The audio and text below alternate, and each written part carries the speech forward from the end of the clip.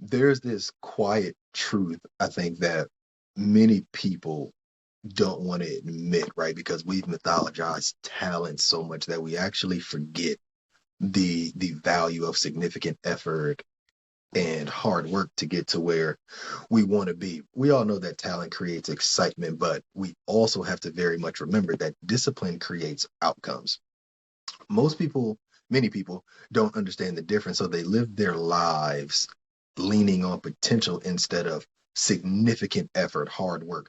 You think about any environment where performance matters, sports, business, art, leadership, you'll see the same pattern repeat itself over and over and over and over again.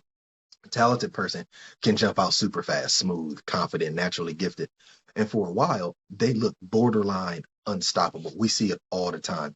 Then something familiar happens. Resistance shows up. Things get hard. Fatigue, pressure, doubt.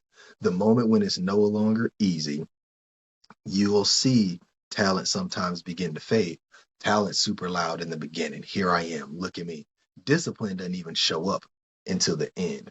The people who keep showing up, even when it's inconvenient, when it's uncomfortable, when it's not glamorous, they're the ones who separate themselves, not because they're better, usually 100% not, but because they stay. They do the same stuff over and over and over again. Discipline is not about perfection. It is absolutely about persistence. It's not about inspiration, it is about identity. Talent comes and screams, look at how fast I can start, where discipline says, watch how long I stay. And in life, in the long run, life always favors the ones who stay.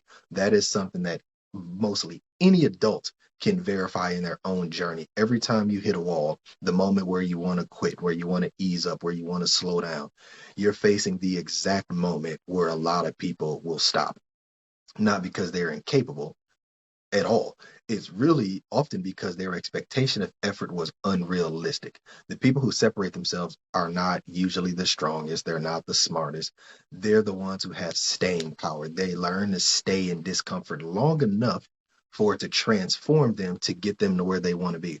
The moment the work stops being fun is the moment it actually starts counting.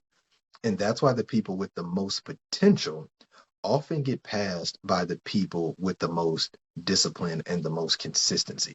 Because in the end, and I think this is very true across the board, life doesn't always reward the gifted, but life certainly rewards the committed, the disciplined, the consistent.